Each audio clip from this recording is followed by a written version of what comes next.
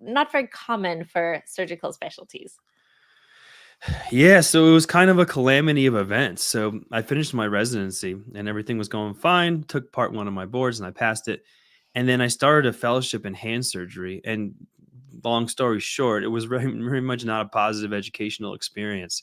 So that's going on, and I'm sort of unhappy in that regard. And for those who don't know, for after residencies, usually the fellowship's only 1 year, and I'm like halfway through it at this point. And at the same time, I'm looking for jobs, and my wife is from Colorado Springs, and I can't freaking find one where I want to live, and not just in Colorado Springs, but somewhere in Colorado, right? And at this point, I've dragged her all over the country, and I like Colorado. That's where her family is. That's where we want to go. And all the jobs I look for are like abusive at best. So it's like take our, entire call for our entire practice 24/7, or here's a 4 month guarantee, um, which is crazy because standard guarantee is 2 years. So then I interview for a job out in Connecticut, and it's basically this old, and I'm from Connecticut. It's this old bitter senior partner telling me how much money he made in the 90s. And then, of course, comes around with a low ball offer for me. And then I talked to a junior attending, and like he couldn't be more miserable. Like one of the most miserable people I've met, out and about. I was like, man, this is bad. So it was like an existential crisis there, combined with essentially the unhappiness of a fellowship that I didn't think was good, and it just created sort of action for change. So I'm like, I got to do something different. So I had a friend who started a house call practice, doing only cash down in Florida. That's where I went to medical school. And I'm like, man, this guy's happier than anybody I know who's a physician. And he's also doing well financially. So I'm like, there's something here. So like all that sort of combined, it's not like I had a list of paper and wrote pros and cons. This is basically an emotional desperation move. So I quit my fellowship. I broke my lease and I moved in Colorado into my in-laws basement. Right. And I just said, I'm starting this practice. I know I can't take insurances. If I do, I need to hire 5 people full time just to manage it. There's no way I can compete. I'm not going to get good contracts, and I'll essentially fail before I start. But I knew if I didn't take insurance, basically it would be a sustainable model as long as I could get it going. And so that's sort of what I did. So I'm mobile. I travel around to see people at their homes, or I see people in various office locations. Still do surgeries and procedure room, or well, I moved more to procedure room, and so basically trying to get this thing going. But like I said, it's been almost 5 years, so it's been working quite well. I mean, although it was an extremely slow start, and I had to figure out a lot to really make this thing work. But the end result is it's a significantly better existence than what I probably would have had. My patients are happier. I get to spend more time with them. And for all the people that don't have insurance or they have a high deductible, I'm really the most economical option, which is kind of insane. But that's kind of the truth. So that's sort of the origin story, I guess, of how I got here. And what's so interesting is you started out by saying you got this low ball offer, but then you went and did something that pays nothing. It was potentially negative that first year. So, financially speaking, that was a very brave, risky decision that you made. Can you talk us through that a little bit? Well, yeah. I mean, when you're looking at, these low ball offers, it gets you a sense of like how it is to work at a place. So if they're not paying you a lot, it means they don't really, most of the time, they don't value you, in that way. So basically what I did is cut my personal expenses down to zero so I could subsist on not a lot. And I just felt like long term that probably wasn't a good place to work. I didn't even really, I mean, it's not like I ever got a job offer. I just interviewed there and then we didn't speak to each other afterwards. But I said lowball offer. I mean, I guess what they were paying was lowball, but I don't know. It just didn't seem like a viable option, even though this was a risk and everything. It just seemed like a much better way to go about it. So long term, I think it was the better decision to make, even though there was some risk involved. Because there's also some risk involved taking a job somewhere else. I mean, you work at these places, they get bought by private equity. You've got major problems. And if that's your only source of income coming from just your employed practice, I mean, you can find that you're down to $0 the next day if you lose your job. Very true. I very much commend you for that. And I actually see it on both ends of the spectrum, working with doctors who are looking for jobs or have just found a job or are unhappy and trying to leave a job. They'll either get lowball offers or they'll get really huge offers that will incentivize them to take a job, and you justify it in your head. Like, I'll take this job that makes, It's okay that I have to see this many patients, or it's okay. They tell me they won't do Yeah. XYZ, but you know at the back of your head what's coming. So To deal with the devil. I mean, look, you know what they're getting. If they're, and a lot of times they'll incentivize you by paying you a large salary with a non-compete. You move all the way out to, like, I don't know, middle of nowhere, Kansas, to take this job, which, if you're from Kansas, I'm sorry. I mean, it's a nice place, I'm sure, especially if you have family there. But anyways, and then 2 years rolls up and they give you a new contract making like a fraction, Mhm. and you signed a non-compete and you golden handcuffed yourself and you really caused yourself, major problems. So, I mean, they know that, they want you to buy large houses and very expensive cars. They want you to be trapped, because they know they have a lot more leverage to negotiate. So, I mean, you're putting yourself into a low leverage position sometimes when you do that, unless you take the job and you live frugally and you just accumulate the money, then you have the ability to not work for a while and wait out your non-compete. Or better idea yet is not signing it in the first place. Exactly. Or at a minimum, make it reasonable. Right. Something. So what are some key strategies that contributed to the success of your insurance-free practice? It's a couple principles, I would say. There's a lot of things, but one is I always move in the direction of increased autonomy. So I'm only doing things that give me full autonomy, meaning that I can't really like work for anybody. I don't think ever again. I'm essentially unemployable in my in my opinion. But I always move in the direction of increased autonomy. If it's between making a decision where I have less autonomy more, I'll always do more, even if the less seems like it pays more or is better in the short run. Long term, it's bad. And second, I don't let anybody bill on my behalf. Um, Basically, I think as docs, we've been commoditized, and what people basically do is like, "Oh, I'll take care of all the business and all the marketing and everything, and just worry about seeing patients." And you generate they'll pay you something, and then they're billing massive amounts on your behalf. Now, naively, I used to think, well, it's like, okay, you make some money, I'll make some money, we'll profit share, and that's not what it is. Basically, they're going to make as much money as they can and pay you as little as they can get away with. And that's sort of the reality of the situation. So basically, me not letting anybody bill on my behalf, I don't have anybody taking advantage of me. And that's allowed me to basically, whatever I do, I get paid for. And that goes to me and it doesn't go to really anybody else. And that's allowed me to be sustainable and successful. I basically removed the parasites. And that happens just so often in the medical field. I mean, there's just there's so many people looking to make money off our training, our hard work, and our really desire to do the right thing, because they know we most of the time always will. So a lot of people take advantage of that. But yeah, by keeping those things, then that's like a guiding principle that I think helps me make decisions. Yeah, I think all of us that are in medicine have seen that parasitic behavior, and it makes it difficult to know when someone is in it for the good or in it to help. And I've spoken with a lot of physician entrepreneurs who say, I'm just trying to help, and doctors are just trying to, they're eating me alive. I'm just trying to help them, and so I think that's a really hard spot to be in, um, just as a physician or a physician entrepreneur.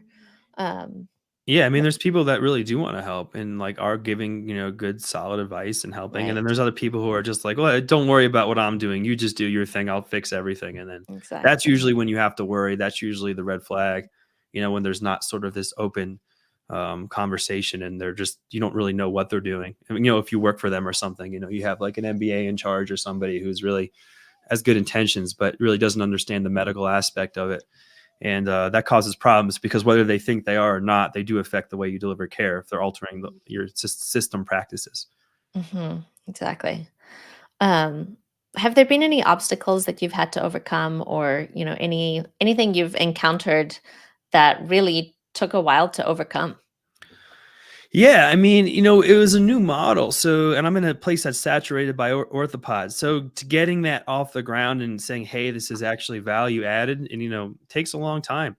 It took a while to find my good referral sources. It's not like I opened the doors and everybody's rushing to see me. I mean, but so that took a lot of time and footwork to find the people that do refer and the people in the community and sort of find my niche. As far as operating, that was a pain in the butt too, because a lot of these places want you to just be credentialed at the hospital, which I refuse to do. And in a competitive market, they'll block you anyways. So it's not like, so I've had to sort of like search far and wide to find kind of these smaller procedure rooms or surgical centers that don't have that requirement. So in some instances, I've had to put up my own equipment in. So that's been difficult. but I'm still be able to do it. But much more of a challenge than I initially anticipated.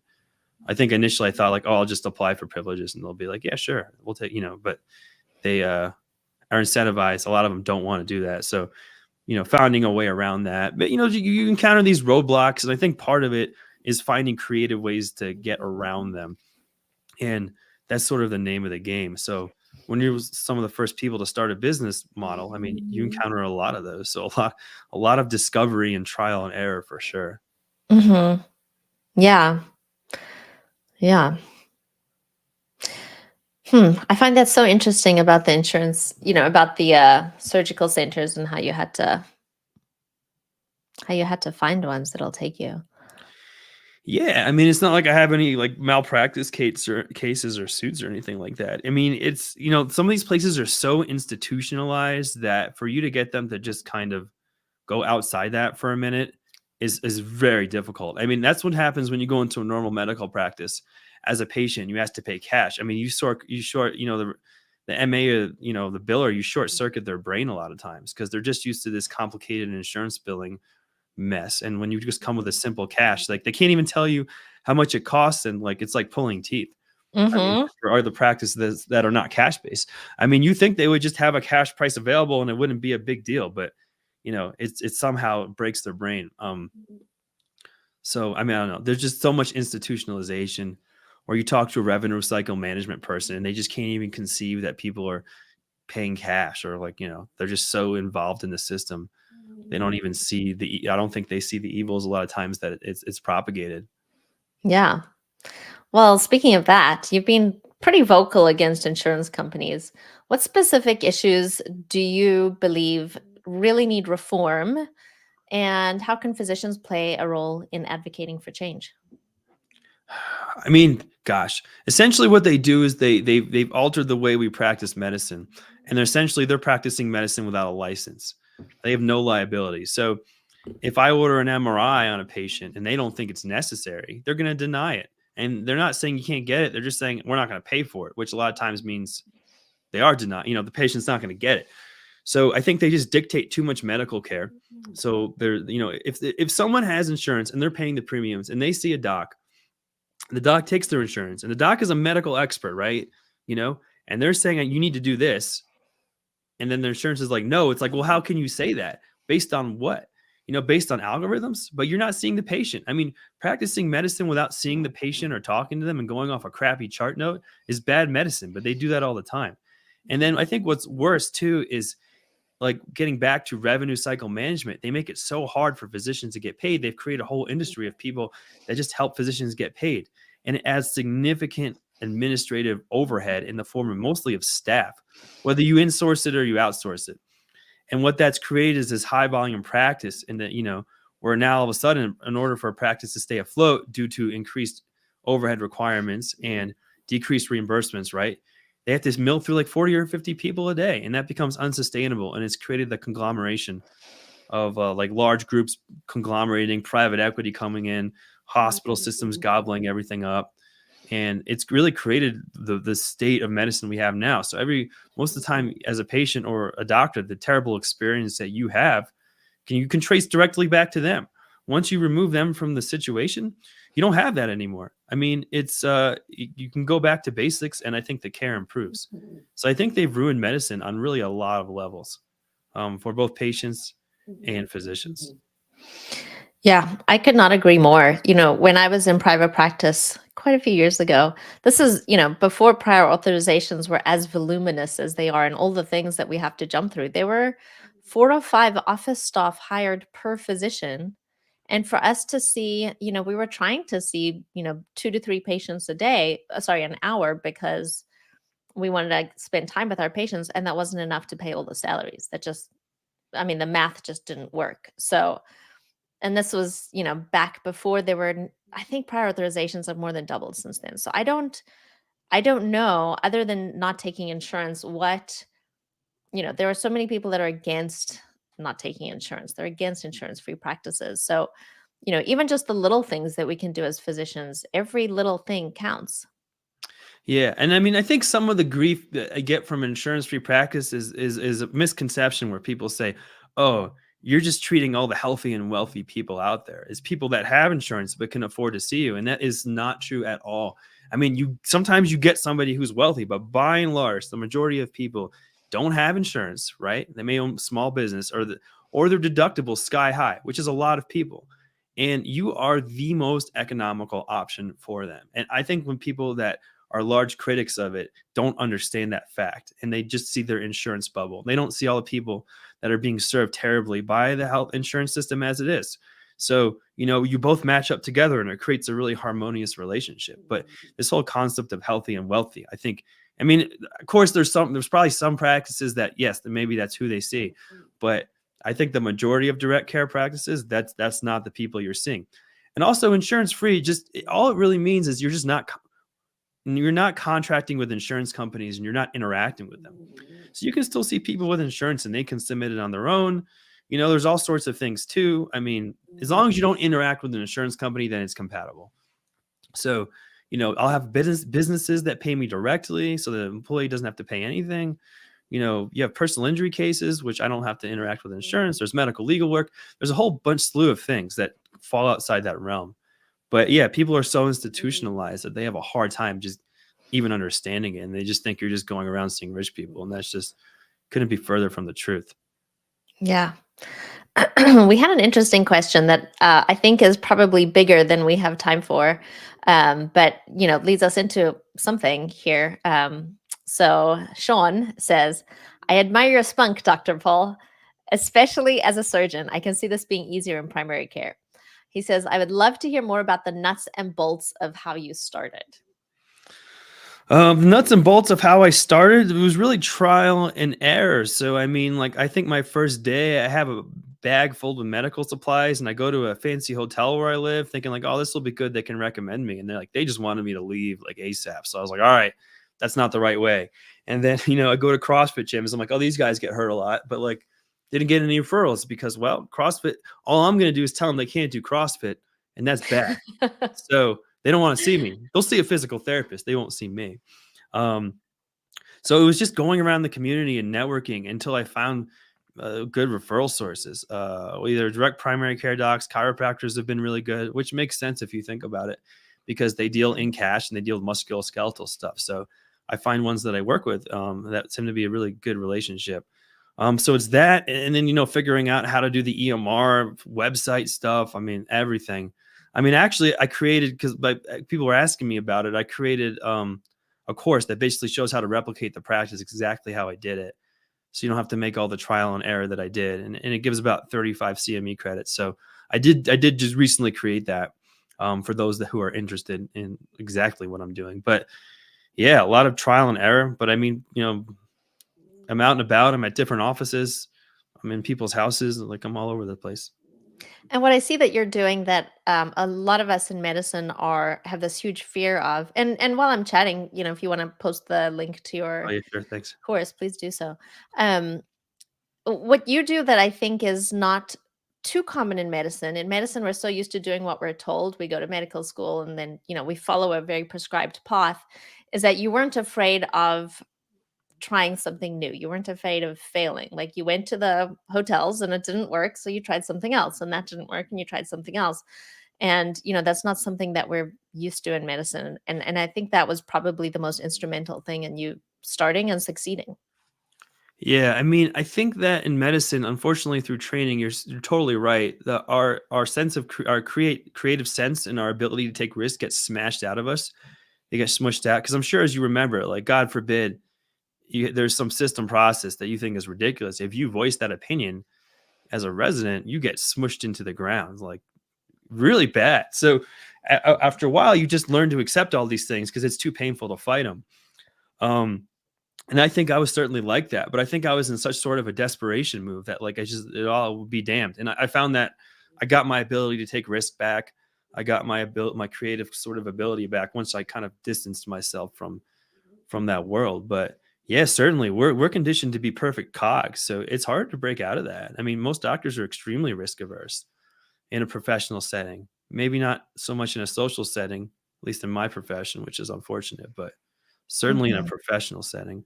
So, I mean, I didn't even, it wasn't, it was more of an emotional decision. It wasn't like a very logical. I didn't sit down and, it was just impetus. Like I just had to make it work. Um, you know, and it did. But I mean, I think what I'm seeing, you might find interesting, and the listeners might find interesting too, is that I graduated med school about 10 years ago, and I have a bunch of people I graduated with who are essentially on the edge of practice where they're like, I'm burned out, I can't do this anymore. And who are actually a good chunk of them are starting to move into their own direct care practices, which is wild.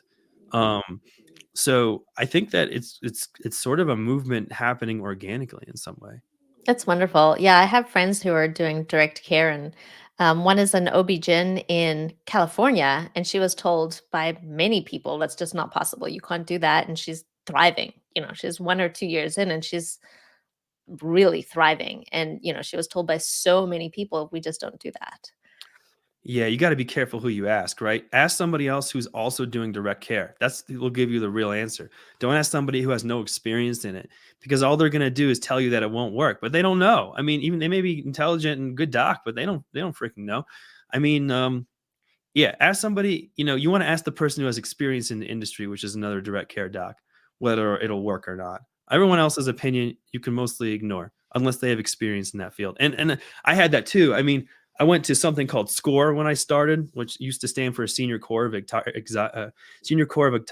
Executives, just to kind of, I have no business experience. I'm still in my suit days where I'm rolling around in a suit because I thought you had to do that.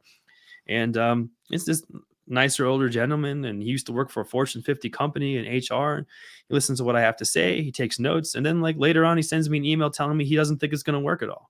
It really bothered me at the time, because I'm like, hey, this is like everything for me right now. But he was wrong because he didn't know. So, I mean, just be careful who you listen to. There's so many naysayers out there. Unless they're doing it, and their opinion is really not worth much anything, to be honest with you. Yeah, I agree. You had a couple of questions here about malpractice insurance. Sure. One was, how does it work for malpractice? And one is, how Mhm. did you find an EMR and a reliable malpractice insurance? Gotcha. So, like again, these are so yeah, I'm happy to talk about these. And he's actually created specific modules in the course that cover these exactly. But so malpractice insurance, you need to find a good broker. It took me about 4 brokers. And if you're doing this when you start, you can certainly get part time. So ask for part time. And you're actually a lower liability risk when you're direct care. And I think the insurance companies are starting to find that out. Basically, you have a broker go, and if I'm mobile, you just say, hey, he's mobile too. And if they're good, they'll pose that to the underwriter, and the underwriter will hopefully say okay. And then you have the policy. As far as your tail, previous employer covering it would be best. If not, um, then sometimes you can get the new policy to have a retroactive date to cover some of your older time. So that's possible. Also, you want to find out what the 5-year maturation rate is. It doesn't really matter what years 1 and 2 are. It increases, doubles almost every year until it hits year 5, and then it plateaus. So you want to find out that 5-year rate. So that's how I would approach getting malpractice. Find a broker, try to get part-time, find out what the 5-year rate is, make sure be upfront about everything. And then you'll probably find someone who's willing to work with you. You know what I mean? Um, as far as an EMR, I think the first thing I started was a physical therapy EMR, and then like the free trial expired, so I let that go. And if you're not billing insurance, you really just need something that's HIPAA compliant. But most EMRs are created for billing, and that's why they're expensive, and that's also why they're bad. So if you can avoid that, you'll be great. So what I use personally is a HIPAA compliant Google Workspace, right? You can sign a business agreement with Google Workspace, and it makes the whole thing in every single Google tool HIPAA compliant. And so I pay about $18 per user per month. I've got 2 users, and so it's $36 a month. I've got templated Word documents. I generate PDFs and orders. That's what I use. For me, it's easy peasy. If you're into direct primary care, or you need more than that, sometimes there's Atlas. I think Hint is another one. They're a little more expensive than what I'm paying, but for a primary care doc, those are ones made for direct primary care. So they're not only cheaper, but they're better. So those are the options. Certainly don't go with Epic or God forbid Cerner. I guess if you like pain and you hate yourself a lot, then go get Cerner. Cerner, Meditech, LSS. Oh, Yeah. the Yeah, painful, Cerner actually painful. had with the VA. The VA was going to switch from their EMR, which mostly everybody liked and they owned, to Cerner for some ungodly amount of money. And I think they rolled it out in a few places, and the rollout was so bad Oh my that gosh. VA like stopped the rollout and is considering rescinding the whole contract. So Wow. that's as much as I'll say about Cerner. Right, we probably shouldn't name too many things here. Yeah, Cerner's Um, great. We'll just say that it's great if you, yeah. all right, I'm gonna put your how do I get into the chat again? I'm gonna paste your course online. Okay. It is there. Should be in the comments for anyone who wants to go look. Hopefully I put it in there right, but I'll go back and do it again. Um, okay, so your course helps other doctors to start their own practices. It kind of walks through the mistakes you made and how not to make them, probably without naming, I did this, don't do it, but, just go straight ahead and go do this. Um, what are some key lessons or principles that you really emphasize to aspiring physicians wanting to start their own practice?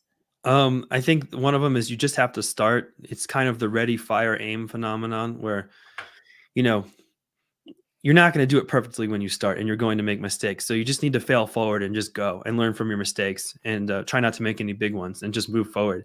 Then you'll start figuring things out and improving. And I'm still improving my systems as I go, once I find, like, for instance, one of the things I talk about is charging a deposit for some patients. Because we used to find that we'd get a lot of people making appointments and canceling them, which eats up a block of your time, especially when you're mobile. So we just added a little deposit, which is like a tenth the price of the visit. And that cut down on that a lot. Um, so just a lot of tidbits like that, how to do website stuff, how to do like search engine optimization without losing all your money, how to not pay too much for marketing, who to network with, how to everything I basically figured out. And the positive thing is that you can get about 35 AMA category 1 credits. So if you're in need of those, then that's certainly there for you. And if it's also your own business, it's also a business expense as well. So you can write it off if it's for your own business.